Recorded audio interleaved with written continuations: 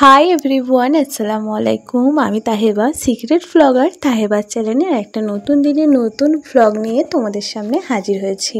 আশা করছি আমার আজকের দিনের এই ব্লগটা তোমাদের একটু হলেও ভালো লাগবে, তাই ব্লগটা স্কিপ না করে পুরো ভিডিওটা দেখার অনুরোধ রইল। তো এখন বাজছে প্রায় ওই 8:10-15, কারণ এই মাত্র আমি রাত্রিবেলা টিউশন পড়িয়ে ওপরে এলাম। তো মা ওদিকে রান্নাবান্না করে রেখেছে, মানে ডাল আর ভাতটা করেছে, আর এই যে চিকেনটা ছিল সেটাকে একটু মশলা মাখিয়ে রেখে দিয়েছিল। আজকে রাত্রিবেলা ডিনারে হচ্ছে চিকেন ফ্রাই, তার সাথে মুসুরির ডাল আর ভাত।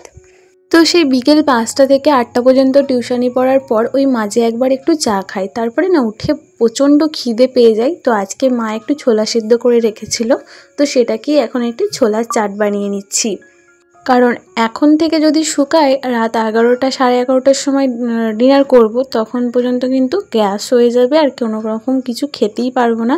তাই ওই হালকা একটু চাট করে নিলাম, সেটাকেই খেয়ে নিলাম। ওই চাটটার মধ্যে দিয়েছি ছোলা সিদ্ধ, কাঁচা পেঁয়াজ, কাঁচা লঙ্কা, একটুখানি জিরে গুঁড়ো, মানে ভাজা জিরে গুঁড়ো, তার সাথে একটুখানি লবণ, একটুখানি চাট মশলা আর একটুখানি পাতিলেবুর রস, সেটা দিয়ে ভালোভাবে কিন্তু মেখে নিয়েছি। খেতে কিন্তু দারুণ হয়েছিল। একটু আলু সিদ্ধ হলে আরও বেশ কিন্তু ভালো লাগতো। তো ওদিকে ফ্রাইটা হয়ে যাওয়ার পর একটু ছেলেকে খেতে দিয়ে চলে এসেছি, কারণ এখন বাজে প্রায় ওই 9টা মতন, কারণ ছেলেটাকেও ঘুম পাড়াতে হবে, মাঝে আমাকে একটুখানি কাজ। আর আজকের এই রাত্রিবেলা থেকে ব্লগটা শুরু করছি, কারণ তো অনেক কিছুই আছে, আর তার সাথে তোমাদের সাথে ছোট ছোট কিছু 7খানা আমি টিপস শেয়ার করব। সেই কারণেই জানি অনেকেই আছো এই টিপসগুলো জানো, আবার অনেকেই জানো না। যারা জানো না শুধুমাত্র তাদের জন্য এই টিপসগুলো ফলো করলে কিন্তু সংসারের কাজ অনেকটাই হেল্পফুল হয়, এবং নিজে হাতে যেহেতু কাজকর্ম করা হয় তাহলে দেখবে অনেকটাই সাহায্য হবে নিজের কাজে, যদি এই কাজগুলো করে রাখো। তো অবশ্যই সেগুলো শেয়ার করব। তার আগে আমার ভিডিওতে নতুন হয়ে থাকলে অবশ্যই চ্যানেলটা সাবস্ক্রাইব করে দিও, আর ভিডিওটা ভালো লেগে গেলে একটা লাইক করে দিতে ভুলো না কিন্তু। আর আমার আজকের ভিডিওটা তোমাদের কোন পার্ট বা অংশ ভালো লাগলো সেটা কিন্তু কমেন্ট করে জানাতে ভুলো না। তো এদিকে আব্বা বেশ কিছু মুদিখানার জিনিসপত্র নিয়ে এসেছিলো, সেগুলোকে আগে গুছিয়ে নিই। রান্না করতে করতে এইসব টুকিটাকি কাজকর্মগুলো করতে আমার বেশ ভালো লাগে, যাতে আমার সময়টা অনেকটা বাঁচে, যাতে আমি পরবর্তী কাজগুলোর জন্য অনেকটা হাতে সময় পাই। কারণ তোমরা অনেকেই জানো আমি একা হাতে কিন্তু অনেক রকমের কাজ কম করে থাকি, যেগুলোর জন্য আমাকে আলাদা করে এক্সট্রা করে অনেকটা সময় দিতে হয়। তাই ওদিকে চিকেনটা ফ্রাই বসিয়ে দিয়েই কিন্তু এইসব কাজগুলো করে নিচ্ছি। আর অবশ্যই তোমাদের সাথে যে টিপসটা শেয়ার করব, চলো সেটাই আগে শেয়ার করি। যাদের একার হাতের সংসার তাদের অবশ্যই এই টিপসগুলো অনেকটাই কিন্তু হেল্পফুল হবে। বিশেষ করে যদি আমরা একা হাতে কাজ করি, তার উপর যদি ছেলের স্কুল থাকে, সকালবেলায় রান্নাবান্না থাকে, তাহলে কিন্তু খুবই ভালো হবে এই কাজগুলো যদি আমরা আগের দিন রাত্রিবেলা করে নিই। বিশেষ করে কি বলতো, হাতের কাছে আমাদের করে সবার ফার্স্ট মশলাপাতিগুলো জোগাড় করে রাখতে হবে, কারণ মশলাটাই কিন্তু রান্নার সবথেকে বড় উপকরণ। কি রান্না করব সেটা তো বড়, কিন্তু তার সাথে কিন্তু মশলাটা আমাদের সবার আগে প্রয়োজন হয়। তাই আমরা যদি মশলাপাতিগুলো সব জায়গায় ঠিকঠাক আছে কি না দেখে নিয়ে যদি ওগুলো ঠিকঠাক রেখে দিই, তাহলে কিন্তু সবথেকে ভালো হবে। এটা হচ্ছে 1 নম্বর টিপস। আর আজকে আমার মশলাপাতি সমস্তটা কিছু ঠিক আছে বলে তাই আমি আজকে আর মশলাপাতিগুলো ঢাললাম না, বড় কৌটোর মধ্যেই ঢেলে রাখলাম। নাহলে আমার একটা ছোট মানে ওই 5-6 জগের যে কন্টেনারগুলো হয় না খাপ খাপ করা, ওগুলো আছে, যেগুলো আমি ঢেলে রাখি, এগুলোই আমার নিতে সুবিধা হয়। আর যেহেতু আমি বাইরের দিকে রান্না করি কাঠের জালে, সেখানে নিয়ে যেতেও আমার সুবিধা হয়। তারপরে সবার মানে সেকেন্ড হচ্ছে আদা রসুন, যেটা আদা রসুন বাটতে আমাদের কিন্তু অনেকটা সময় লাগে, কারণ কাটটা বাছা সমস্তটা করতে, বিশেষ করে রসুন ছাড়াতে অনেকটা সময় লেগে যায়। আর তার জন্য আদা রসুন যদি আমরা অনেকটা সময় নিয়ে রাত্রিবেলা যদি ছাড়িয়ে রাখি, সকালবেলায় তো আমাদের অনেক রকমের কাজ থাকে, সেক্ষেত্রে আদা রসুনটা যদি আমরা আগে থেকে ছাড়িয়ে বেটে হাতের কাছে রেডি করে রাখি, সেক্ষেত্রেও কিন্তু আমাদের অনেকটা টাইম বাঁচে। তো আমার আদা রসুনটা অল্পই ছিল, তা কালকে হয়ে যেত, তাও আমি ভাবলাম যে কালকে তো এখন তো বেশি কিছু কাজ নেই, তাই আদা রসুনটা একটু ছাড়িয়ে নিই। আর অল্পই আদা রসুন ছিল, তাই জন্য কিন্তু আদা রসুনটা ছাড়িয়ে এখন বেটে নিচ্ছি। আর আদা রসুন সবসময় কুচিয়ে করাটাই ভালো আমার কাছে মনে হয়, কারণ ভালো পেস্ট হয়। বড় বড় যদি গোল গোল করে কাটি, দেখবে খুব ভালো একটা পেস্ট হয় না, একটা সুতো সুতো মতন রয়ে যায়। তাই কুচিয়ে যদি আমরা আদা রসুনটা কাটি, তাহলে দেখবে খুব ভালো একটা পেস্ট করা যায়। তো আদা রসুনটা ছাইড়ে ধুয়ে এখন পেস্ট করে কৌটোর মধ্যে ঢেলে রাখবো।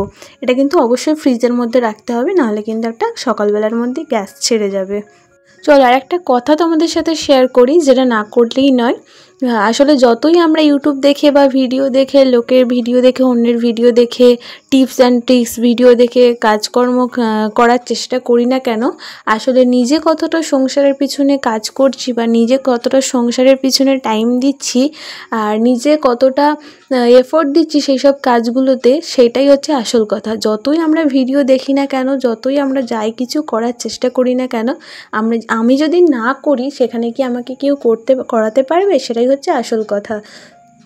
একমাত্র যারা সংসারকে ভালোবাসে, সংসারের কাজকর্মগুলোকে ভালোবাসে এবং যারা সংসারের এই কাজকর্মগুলোর প্রতি তাদের একটা বড় ন্যাক আছে যে আমাকে কাজগুলো করতে হবে, তাই আমি যদি আগে থেকে গুছিয়ে কাজগুলো করে রাখি আমার ক্ষেত্রে ভালো হবে আর সেক্ষেত্রে আমি আমার নিজেকে একটু হলেও সময় দিতে পারবো, তারা কিন্তু এই জিনিসগুলো ফলো করে চলে।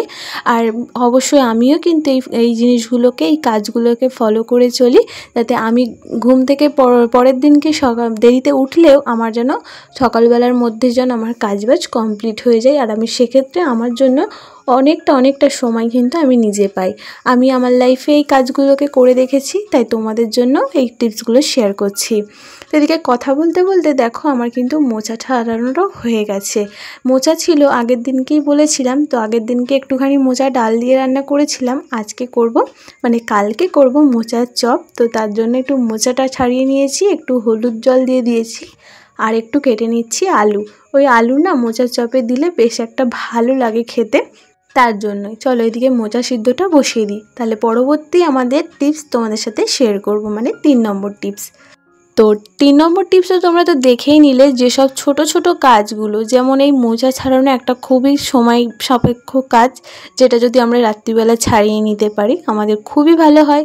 আর কালকে করবো একটু পেঁপে, তাই পেঁপেটাও কিন্তু কেটে নিচ্ছি। আর পেঁপের ডাল করতে গেলে কিন্তু আমরা ছোট করে পেঁপে কাটি, আর সেখানে কোচাতে একটা গোটা পেঁপে অনেকটাই সময় লেগে যায়। এইসব ছোট যে জিনিসগুলো কোচাতে কাটতে সময় লাগে, শাক বা অন্য কিছু আরও যা লাগে, মানে শাক বাছা, তারপরে তোমার আরও আদার্স অনেক কিছু সবজি আছে, যদি যে কোনো সবজি যেটা কালকে রান্না করব বা আরও 2 দিন পরে রান্না করব বাড়িতে আছে, কেটে রেখে দিই, এই জিনিসগুলোও কিন্তু করে রাখতে পারো। তো এই হলো আমাদের 3 নম্বর টিপস। আমি কিন্তু পেঁপে কুচির সাথে কিন্তু মোচাটাও সিদ্ধ করে একবারে রেখে দিয়েছি, ভেবেছিলাম ম্যাশ করে সমস্ত মশলা দিয়ে এটাকে রেডি করে রাখবো, তো সেটা আর করলাম না, কারণ অনেকটা রাত হয়ে যাচ্ছিলো, তার জন্যই আমি ভাবলাম সিদ্ধ পর্যন্তই থাক, মশলাটা দিয়ে কালকে চপটা বানাতে খুব বেশি একটা সময় লাগবে না।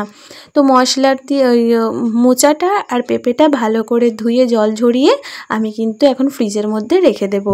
তো 4 নম্বর টিপস হচ্ছে, রান্নাঘরে অবশ্যই কি বলতো, পরিষ্কার পরিচ্ছন্ন রাত্রিবেলা করে রাখলে দেখতেও ভালো লাগে, এতে একটা পজিটিভ এনার্জিও কিন্তু কাজ করে। তো অনেকে হয়তো পজিটিভ এনার্জি বা নেগেটিভ এনার্জি বিশ্বাস করে না, কিন্তু আমি অনেক ক্ষেত্রেই দেখেছি বা অনেকজনের মুখ থেকেও শুনেছি এই জিনিসটা, আর নিজেও আমি ট্রাই করি, জানি এতে কোনো খারাপ কিছু হয় বলে তো আমার মনে হয় না। আর 5 নম্বর হচ্ছে, অবশ্যই রাত্রিবেলা ডিনার করার পর বা ডিনারের আগে যে সমস্ত থালা বাসনগুলো হবে সমস্ত কিছুই মেজে রাখা, এতে কিন্তু সকালবেলায় দেখবে একটা বাজে কিন্তু দুর্গন্ধ বেরোয়। সকালবেলায় থালা বাসন যদি এঁটো থালা বাসন থাকে, তো তার জন্য থালা বাসনগুলো অবশ্যই কিন্তু মেজে রাখা দরকার। আর যেসব জিনিসপত্র মানে কাপড়গুলো দিয়ে আমরা আমাদের গ্যাস ওভেন বা আমাদের কাউন্টার টপ মুছি, আরও যেসব হাত মোছা কাপড়গুলো, এগুলো কিন্তু রাত্রিবেলা যদি ধুয়ে রাখি সকালবেলার মধ্যে কিন্তু শুকিয়ে যায়, আর এতে কিন্তু সকালবেলায় আবার নতুন করে ব্যবহার করা যায়। তো 6 নম্বর টিপস কিন্তু এটাই। আর লাস্ট 7 নম্বর টিপস হচ্ছে কি বলো তো, তো জামা কাপড় আমাদের প্রত্যেক দিনই কিন্তু কাচতে হয়, তাই রাত্রির বেলায় শোয়ার আগে কী জামা কাপড় কাচতে হবে সেগুলো যদি আমরা বার করে রেখে দিই, আমরা সকালবেলায় ঘুম থেকে উঠি আমাদের সেই জামা কাপড়গুলো কিন্তু আমরা ভিজিয়ে দিতে পারি। আর জামা কাপড় আগে থেকে ভিজিয়ে রাখলে কি হয় বলো তো, বেশি কিন্তু কাচতে হয় না অনেকক্ষণ ধরে। আর ভিজিয়ে রাখলে 10-15 মিনিট নোংরাগুলো এমনি বেরিয়ে আসে, একটু জাস্ট ধুপে দিলেই জামা কাপড়গুলো পরিষ্কার হয়ে যায়। তো চলো 7 নম্বর টিপস শেয়ার করে ফেললাম, তার সাথে আমার রান্নাঘরটাও পরিষ্কার করে একদম ক্লিন করে ঝাড়ু দিয়ে নিয়েছি। তো চলো কেমন লাগলো অবশ্যই কিন্তু ভিডিওটা কমেন্ট করে জানিও।